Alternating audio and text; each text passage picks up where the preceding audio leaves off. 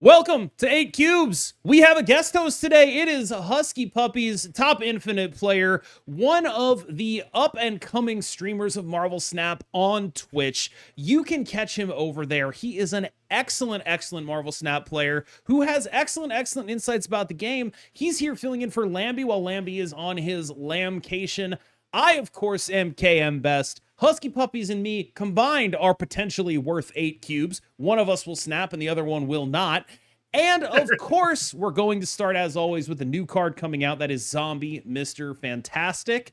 Zombie Mr. Fantastic, 2-cost card that has 2 power, but also has a couple of abilities. On reveal, Horde 2 makes him effectively a 2/4, and an activate ability that buffs up to 4 created cards by +1. Now, this gives him some natural synergies with Thanos, with Mysterio, and with his own Horde, because the Horde will be a created card. Husky, what do you think about Zombie Mr. Fantastic? Yeah, I'm actually quite excited for Zombie Mr. Fantastic. I'm not a huge fan of the zombie card so far, but he's one that I'm actually quite interested in. I'm a little bit scared he's going to go just in like, hey, this is an Arishem, 2/8 essentially, because they have created cards out the wazoo. But, maybe I can cope some Zombie Mr. Fantastic, like some V-Hand stuff, maybe some Mockingbird things. You mentioned the synergy with Mysterio, and I'm a sucker for Mysterio Sasquatch Mockingbird decks, so I'm pretty excited for him. Him being a 2-cost is just really nice. You can weave him into a lot of early and late turns. Activate means you can't really get full value on turn 6, but I think that's okay. Yeah, the activate is like, all right, well, we say this is a 2/8, but it's not a 2/8 if you draw it late. Yeah. And it's not a 2/8 if you don't have board space, and sometimes the utility of 8 power is that it goes in one space. But I will say this, in advance of this card coming out, they made a Sasquatch variant where the Sasquatch is just like this very square, beefy variant of Sasquatch, and Browday tagged me in and was like, is this KMBest's body goal? And it is. And I got that variant because I hope to play it with Zombie Mr. Fantastic. So that's what I will say about Zombie Mr. Fantastic. It has already paid off dividends for Second Dinner in that I am simply anticipating it. But there's plenty of context about Zombie Mr. Fantastic that matters as well. And that context is the subject of this next topic, which is, of course, the Horde cards that already exist. Zombie Giant Man, Zombie Scarlet Witch. I'm not really going to sugarcoat this one. They're not very good. And there are multiple reasons for this. In the case of Zombie Giant Man, it's because he is the entire payoff for an archetype. These cards don't go together very well unless you're getting the payoff of Zombie Giant Man. And most of that archetype isn't out yet. There are more than half of the cards that work with him are not out yet. So that matters. Zombie Scarlet Witch, on the other hand, I am a little disappointed in. I think she's a little low on power, and I think she's actually not that far off from being a pretty useful card, but she released in a metagame that's really not good for her. Only 2 weeks ago, before Jocasta came out, I was playing Elsa Bloodstone. And I'm pretty sure if I was playing Elsa Bloodstone, I could have been playing Zombie Scarlet Witch. Jocasta comes out, invalidates that deck entirely. And then the thing that beats Jocasta is Supergiant, which also invalidates that deck entirely. And so we're just sitting here with this card is 2 weeks late. If it came out 2 weeks ago, people might have a different opinion. But just on power, I think it's still a little bit light. Yeah, it's kind of like releasing Ajax when the only other Afflict card you have is like Man-Thing. And it's like, It's not a terrible card, but you can't really make Ajax work without like big payoff things like Hazmat, Yeah. For the record, I do not think Zombie Giant Man is going to be nearly as good as Ajax. The only thing that I can see maybe working for him is, after there's a whole bunch of things that synergize with the Horde, you bounce a Horde back, you create a second Horde, and then I'm not sure of the interaction, but maybe he gets power from both, and that seems like a pipe dream. It's like, he just seems bad. Like, play Gamora, that's like a 5/12, if you can just predict where they're playing, and, it's, it's a 5/8, or play Gilgamesh. You get a 5/10 that can't be Shadow King back to back to the Shadow Realm. And it's like, it maybe it gets better. Maybe I could definitely see them buffing up Zombie Scarlet Witch like midway through the season if sales aren't exactly where they want them to be. I don't think they have to worry about sales. Like, I'm not sure sales is the thing that would make them buff this card. I think it's just like one of the things that I worry about with these cards, and Zombie Scarlet Witch specifically, is I don't think they've done a good enough job. It used to be they had a very good commitment to, if you pay for a card, we're going to at some point try to make sure you actually get a card that's good out of it. And it's not like when it's like advantageous for sales or anything. Like, they buffed Black Knight when nobody could buy him, if you remember that. Like, it doesn't seem like it's cynical. It seems like it is a useful precedent to set if you want people to invest in the cards that are cool. And I feel like they haven't been doing as much of that recently. And I would like to see them do it here because it would represent a return to form. Because I think that like cards like Dormammu or Morgan Le Fay, these like really cool cards, I want them to have power. And I think Zombie Scarlet Witch is sort of like that. Like, I want this card to be good. I think it's nice when a new card is cool and good and doing something different. And I can totally see them taking that angle. I don't expect them to because it's very early, but I can see them wanting to do that just for the sake of wanting to do that. And frankly, I'd imagine season pass sales for this season are quite good because you get like a free Series 4, Series 5 pack with it. So they're probably rolling in it, but like it is notable to me that the card is not very strong right now.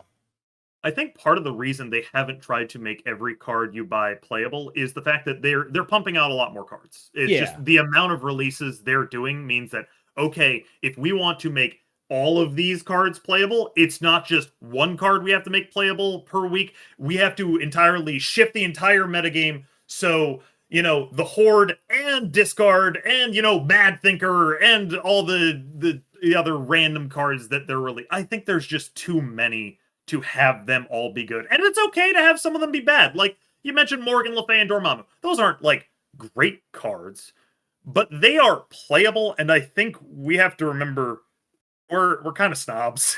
Yeah. We're at High Infinite. We're like, playable has to be positive on cubes, the best win rate, best cube rate. When it's like, they'll get you to Infinite. I was rocking. I'll settle for upward direction, not involving bots. Like that's.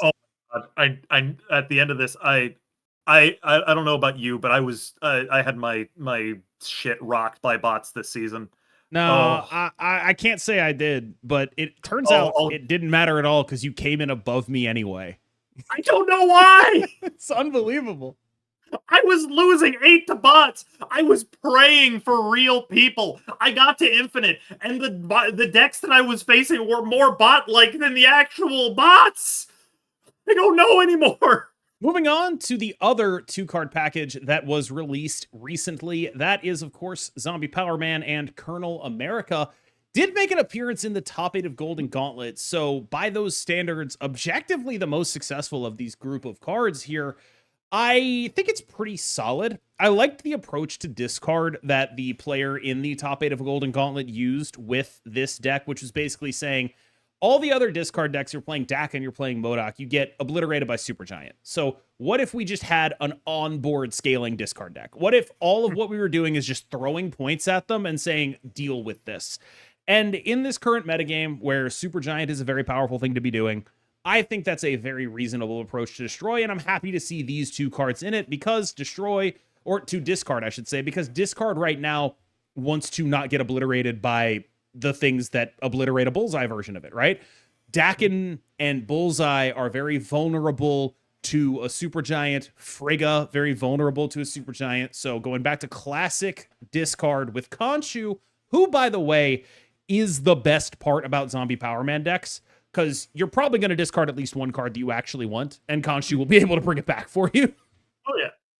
Yeah, like that. The only downside to Zombie Power Man is your opponent really gets the option to turn it off because, hey, wait, that's why you don't really see him in like hella decks, because if, they start winning the lane, you just leave it there and then suddenly he eats faster than you can, then you can actually get to your Hela, and then sometimes you lose from that. Not many people want to do that. But in a deck where, hey, oh no, it ain't my Dracula, I can bring that back with Khonshu. That is just an upside. Yeah, those 2 cards are definitely the stronger one, the strongest, I would say, that we've seen. Zombie Colonel America can really just get up there in numbers. He is big. It's He's like like a it's not 317. it's nuts. Yeah. For doing the thing that you were already doing. It's kind of like it's kind of second Morbius, Yeah. just in big scalar, maybe a little. He requires a little bit more, stuff. He's to make worse him work. than second Morbius, but you're in the business of worse second Morbius. Yeah, it's like Morbius is just bonkers. Well, it's like when Sony brought Morbius back to theaters. That was worse than the first time, and but they were still in the business of doing it. I don't know what you're talking about. I think that was just as great as the first time. Everybody, God, why did they do that? Oh, that I gotta say, I love those types of trolls. My favorite of the cards that released last week is Headpool. I think this guy is just awesome. I play him in normal destroy. I think he's very clearly either 2 or 3, probably 3. I would say like 99% sure he's 3 on the list of 1-drops that go in that deck. He is just great. I am a huge fan of him. And I also play him in the Moon Girl V-Hand deck with this package of him and Moira and various other ways of just stacking a bunch of buffs together, which feels to me a bit like playing Bounce. It's not the best deck in the game, but it's just very solid. You'll be able to distribute a lot of points on the final turn of the game. That's good enough to be a deck that you're comfortable playing in certain metagames, and this is one of them. I think I've played more of Headpool than of every other card that came out last week combined. Wow. I have played a lot less than you. I don't think I have touched him. It's like, my problem with him is kind of all right, if I'm doing like the destroy Victoria hand stuff that you said, it's like I'm losing to the same things that kind of beat destroy. Oh yeah, and also to actual destroy, yes. And because they have null and death, and you only have like 1 death, and that just feels bad. If you're seeing a lot less destroy in your pocket meta, viewer or listener, that's a good idea to do. It looks very fun. I've put people on that list. It's doing things that are cool. It's a little bit tricky to play, similar to Bounce. But I think it's definitely something worth trying out. But it's just, if you're seeing a fair bit of destroy, like you might, because it's pretty popular, like losing, like having an almost auto loss into destroy, it feels just bad, man. It's like I shouldn't be losing to the destroy. They die to every tech card, and they're just rolling me. I don't like this. Yeah. So I'm going to stick with my standard version of Victoria hand or I had a Mr. Negative game where I lost to, they played like Ravona Magic, and then on turn 6 they played Null, and on turn 7 I was there for that. They played Mystique Zola the Null, and I lost so horrendously. I did the math for beating a Zola, and I would have won. I would have won by 1 point if it was just a Zola, and then it was also the Mystique, and it's like, oh, okay, I'm really dead to that. Like, it is. I will say this, but the fact that you're seeing all that destroy is because of Headpool too. Because having a repeatable destroy is so good. Just having like it honestly, it makes me so mad Sabretooth costs 3, because you can't take turn 3 off to make him cheaper. You can't start destroying on turn 4. But if there was like a 2-cost Sabretooth, I would be so in. I made a video a while ago pitching like some designs for cards. My Sabretooth was, it's a 2/3 that when you destroy it gets 1 cheaper and gains 1 power. So you put some work into it, and then it'll let you do that kind of stuff repeatedly. Headpool is basically doing that, right? Like it's in a fairly similar space where it's just like you get some points out of it, you can keep replaying it, it gives you something to do with your energy from X23, and of course, if you're ever duplicating it with Moira X or Moon Girl or something like that, having 2 Headpools go off is just like, whew, that is quite the buff to your hand. Oh yeah, it looks like a lot of fun until you get, killmongered, or they just drop the null on you, and then it's got the similar problems to Bounce of like People Yes. go over the top. But when it doesn't, it's cool to play. It's fun to play. It's basically just bounce with Killmonger is how I conceptualize it. Like that's the idea. Killmonger's a good card. Good card. Moving on to probably the best deck in the game, Supergiant has shown up in force to absolutely decimate the legions of Invisible Woman Jocasta gamers. I feel like something similar happened before when Invisible Woman first came out and people were doing Prodigy stuff. And it was like, oh, let's play a bunch of Supergiant and beat them. And then from there, Invisible Woman got a little bit less focused on being a combo deck. And we started seeing those mid-range Morbius type decks. And I almost wonder if we're in the exact same cycle where Invisible Woman is here, so Supergiant is here. But I think these Supergiant decks are better than they were. This Sauron Supergiant deck is quite good, I think. Oh, yeah. Roram is a very, very good player, aka Pixel Guy. I believe he got top 4 in the. Yeah, he lost to Cougar by like 1 cube. Oh yeah, both phenomenal players. I enjoy them and their decks a lot. Shout out to them. But what's it called? Yeah, Supergiant has always been a little bit of a trickier to play thing, so I think it's always been a little bit less represented than perhaps its power level should make it. But it doesn't just beat like Jocasta stuff. It is very good into bounce. It is very good into, Victoria Hand, because you can't create some of those cards. It is very good into a lot more than you might expect. It's shockingly so. And because it's even really good into Cerebro, because you can, hide your tech behind there, and suddenly they can't just hold their Cerebro till last turn. That Enchantress and that Red Guardian are going to go off. You can't stop them. It's a lot of scary tech to play around, and just really hurts a lot more matchups than you think, because people are counting on their cards to reveal.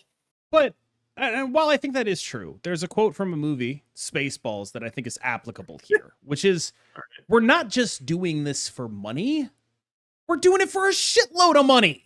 And that's how I feel about this deck, where it's like, oh, we're not just doing this for Invisible Woman, we're doing it to really beat Invisible Woman. Like, oh yeah, it's like there's it's an auto win. It's very. I don't think you can overstate just how important to the deck existing is that it just absolutely obliterates that matchup. It like turns the whole deck off. It's like, oh, okay, I'm not doing anything. You can't get your activate cards down. The end of turn triggers don't happen. Like my Shadow King, if you play a variant with the Shadow King, it's just like everything dies, and you get to laugh and win. It is unbelievably lopsided. Like, there are very few Marvel Snap matchups that are that lopsided to me. Like, it just isn't a very common thing. It also does turn off Cerebro, which is very funny, to just, like, Red Skull, you throw the one lane and then you just, like, beat the other. It's I saw Roram just insta-snapping on having Red Skull in a Cerebro matchup, and that is one of the funniest things I've seen. That is a lot of an open deck list thing, though, because but it's like there are some real information things happening there, where like on ladder you might play your Sauron on one. Like you're not supposed to not play your Sauron on one in case they're Cerebro, right?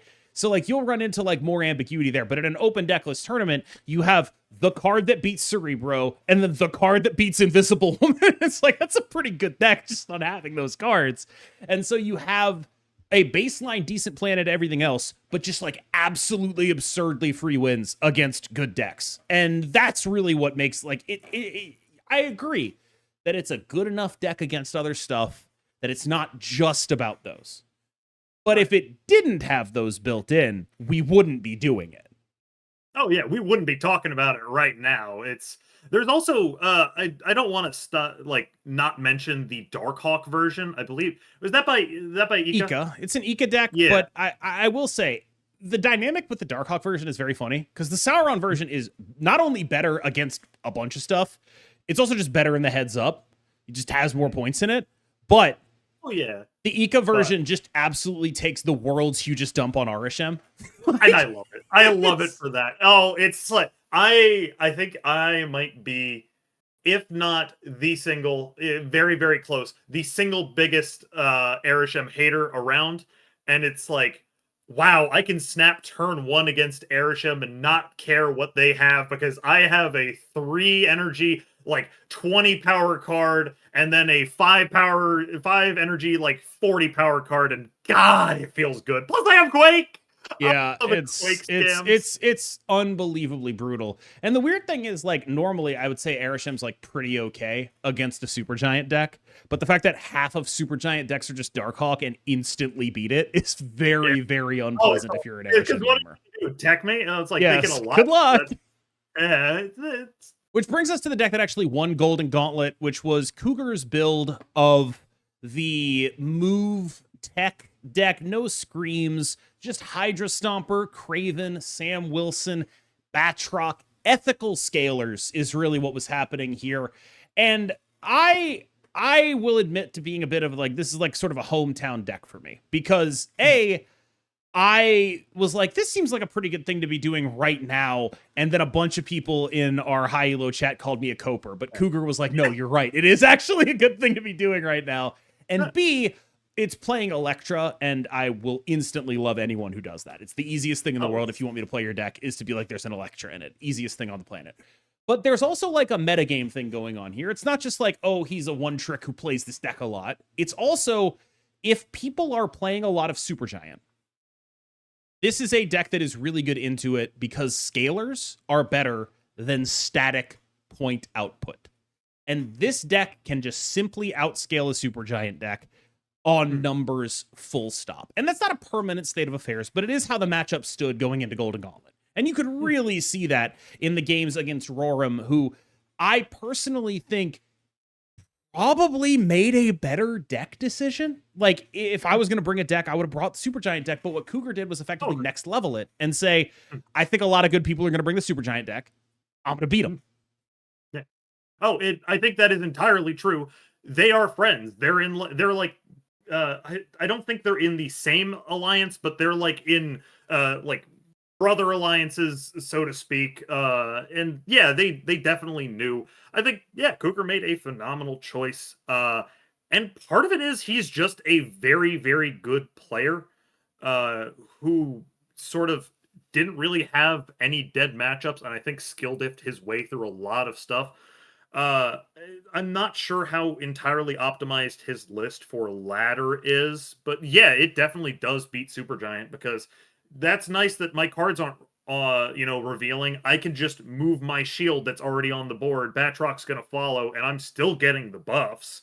Like, oh no, my cannonball comes down at the end of the game and hits the highest thing there instead. Oh, the horror. No, actively good for me, actually. Yeah. Like, yeah, thank you.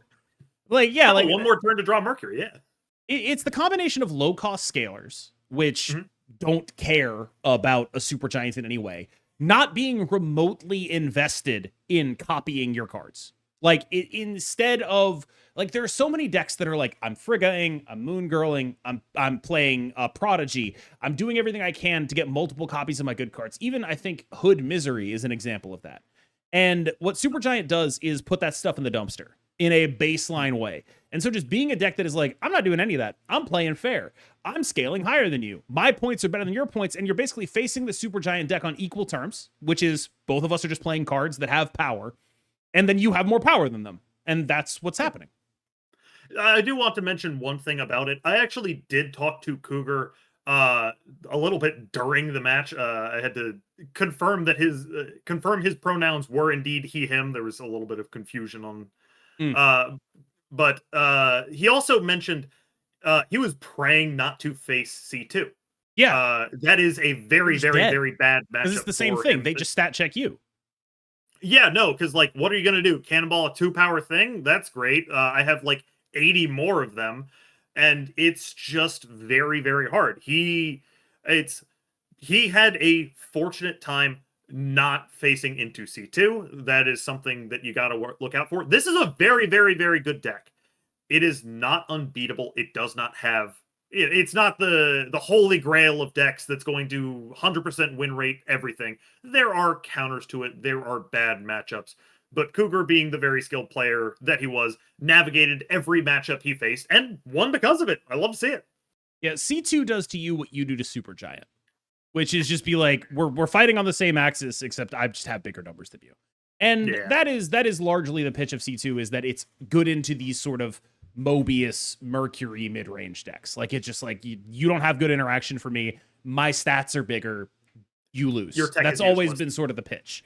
So choosing this deck specifically and being like, I'm just not going to run it a C2 by the time the C2 players start running it a Red Skull. Like, that's the bet you're making effectively in a tournament. It was a bet that paid off. It worked. It won. There is one other card coming out, I believe, on the 15th. That is going to be the Hunger, which will drop in Sanctum Showdown. The Hunger is a 1-cost skill that just says Horde 3 on it, so it probably goes in any deck that's even contemplating playing Zombie Giant Man. But more than that, Husky, I'd like to get your general thoughts on Sanctum Showdown and how it compares to the other game modes that they have released. Where are you on Sanctum? Because I feel like Sanctum Showdown and Grand Arena are the two that are the most different from normal Marvel Snap. Where are you at on it? I like it. It's fun. It is different in a very competitive way, and I am a competitive person at heart. I like the competition. Don't get me wrong, I loved like tie trading, scamming second dinner. That was hilarious. I made some very good friends from that event, just being like, hey, you want to come in and just fist bump? Yeah. It's like I gained so many things and so many emotes and friends because of it. But like the gameplay itself, it's like it's kind of just snap, but oh, looky there, your snaps don't matter for the other person. Yep. I actually think that's like low key. I think if they could go back in time, that would be the snap mechanic they'd introduce, because it really gets rid of retreating. I hope not. I know. But like, like, okay, I want to be playing poker, not just like I want my snapping is the best thing to happen to like any card game. I will die on that hill. I will become a zombie on that hill, die again on that hill. It's just being able to retreat for one is just so nice.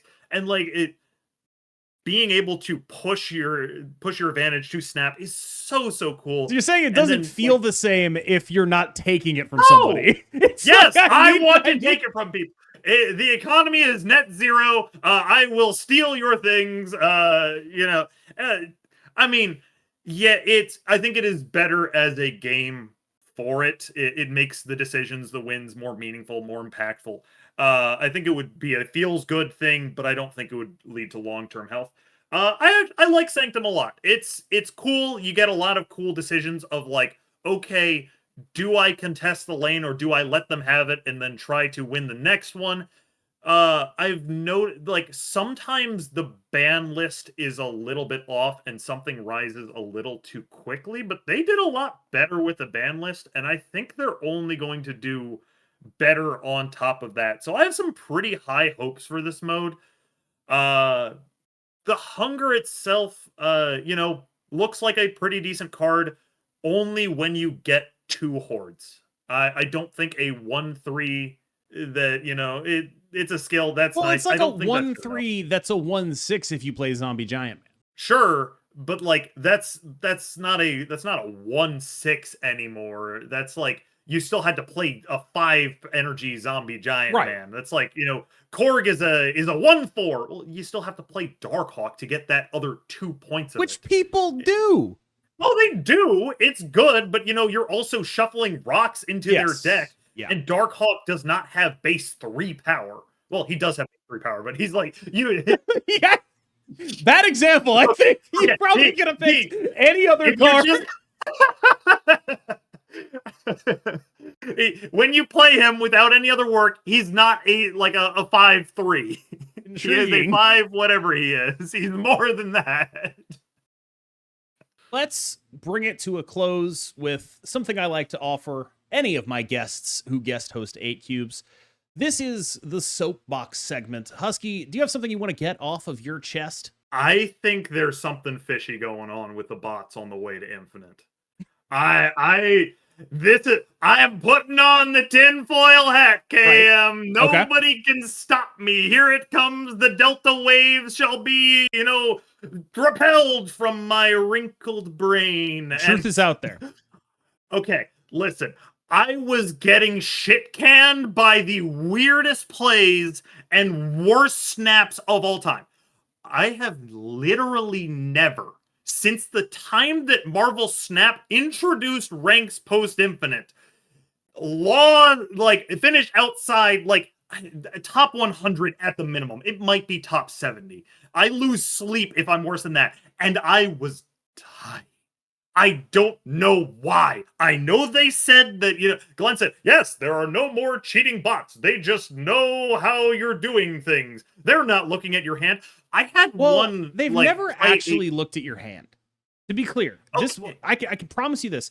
They're not smart enough to look at your hand. The keystone, the Rosetta Stone to understanding Marvel Snap bots is what's the dumbest and easiest way to do this, right? They don't look at your hand, but they used to be able to see your face down cards and the results of RNG. I'm not sure they can't now. I know they used to be able to. You know what I mean? But they say that you can't do that now. But they've never been able to see your hand because that would require, a human can get an advantage from seeing your hand. A bot would have no idea what to do with that information. That's why you got to think. You got to think lazy. You got to think lazy because remember, these are 2022 bots. This is not like ChatGPT. The lazy thing to do is just give them Captain Marvel's AI, which is what they did for a year. They just had Captain Marvel vision. It's there was one that made a play around my face down Enchantress by going, I'm going to, instead of doing anything reasonable, I'm going to Mystique on my Living Tribunal after I played a Sauron on turn 2 in a Living Tribunal ongoing deck. And they still beat my ass for 8. I don't know why. I got to Infinite and I just started beating people because I can beat people. These are people. They have brains. I don't know how the bots work. I don't get it. Please just let me skip the pre-infinite process. I'm scared. I don't like it. I've had my fair share of terrible infinite climbs due to the bots. I've definitely had that. 3 streams. KM. I still believe that they can see your face down cards, or at least that some of them can. I don't think all of them can, but I do believe they can. This is not a fact or anything. It's just what I believe. I'm pretty sure they can still do that. Maybe I'm just. But here's the other thing though. Mm-hmm. There's no way for me to trust that they can't. Because I had a game against a bot where the bot played a reality stone that ended up in a location that killed my card that was face down. And it's that can happen against a human, but because it was a bot, I don't trust that it didn't know that was going to happen. Yeah, it's does it know the location, the outcome of there was one that cycled really weird things into a lockjaw or into the quantum tunnel, and it's you're getting your best cards out of the deck. It's Ajax on 2, and it's That's actually how we noticed it originally. When they used to be able to know RNG, when it was more confirmed, what you'd notice was bot Jubilees were always good because they were programmed to maximize power per turn until 6. And so their Jubilees were always insane because if it wasn't the best card they could play, if it wasn't the highest power they could play, they just wouldn't play it. And so that is one of the big tip-offs that we had back in the day for oh, that's what's going on here. There were night crawlers that would move when you tried to Electra them on turn 2, stuff like that, where it's just nobody would make those plays without that information. That stuff doesn't happen anymore, but the legacy of it is still scary. They make some weird plays. I could go back in some of my VODs and just be none of these make sense. Yeah. No, just inhuman things. I don't know why. It might be because I'm at a higher MMR. You get the death internal bots. rating. You get the bots that are just trying to beat you to death. Everyone else, because they can't get all the high infinite players because they're already infinite. I took a little bit longer because I was doing other things like casting the Golden Gauntlet. But what's it called? But it's okay, is that a thing that it's like at a high enough level, instead of, simulating skill, they just like cheat a little bit and try to make it close to like, oh, you only lost by 1. Why just stay there? That one I actually fully believe. I fully believe they have a bot that's like, I'm going to win by as little as possible, and then one that's I'm going to lose by as little as possible. Oh, they definitely did, because it's like, yeah, it's Marvel Snap does, like, one of the best things it does is like, hey, it makes more games winnable. You're dead a lot less often than you think. And the ways to do that are either, you put things in the wrong location. Yes. Or, you lost by 1. That's so close. And I think bots want to maximize that. They want to give you that, that wasn't your fault. You just, like, put it in the wrong place. You had outs, those damn locations. It's not my fault. Anything but my fault. And it's like, the only thing that makes me think that wouldn't be true is it kind of seems like a lot of work from their end. Like, I don't know. It's like there are some smart people there, and it's like, yeah, it's like it's a lot of work if you want to do it with totally honestly. But if the game information is all in the game, and if you make it a little less honest, it gets a lot easier. Right. Suddenly you don't have to build an algorithm to predict what, your opponent is doing. You just say, okay, what are they doing? I'm just going to look. There it is. Your turn's locked in. That's the other thing though, right? Because they did used to do that. Let's say you used to do that, and then you actually do build the algorithm. What you've effectively done is build an algorithm that no one will believe isn't doing that. Yeah. That's the problem I feel like they have. It's like, maybe they did build an algorithm that is good at playing Marvel Snap. That's entirely possible. What if they just actually have a really good bot back there? I can't tell the difference between a good read and that bot cheating because they used to cheat. Yeah, it's honestly, if they built a bot good enough to beat, I'm going to say, if you're building a bot that is consistently, reliably beating me for large amounts of cubes, that shouldn't be in the game. Probably shouldn't be doing that. Yeah, don't unleash that in places. If bots are like moderate players, that's fine. That's good. You give people some wins, you inject some cubes into the economy, let people get to infinite. But if you are facing bots better than me, and I am not the best Marvel Snap player, but I spend a lot of time and effort playing this game, a lot more than a lot of casual people. If you are putting, better than Husky bots against anyone worse than Husky, that's gonna hurt. That's gonna suck. Don't do that. So either don't build the bot that is too good, or don't build the bot that cheats. They invented Skynet, dog. Oh God, please no. All right, y'all. Thank you so much. As always, I have been KMBest, but he has been HuskyPuppies this time. Husky, where can they catch you, and what do you have to say at the end of this video? You can catch me in one place only. That is on twitch.tv/HuskyPuppies35. I also am contractually obligated to say you can also find me hiding in your walls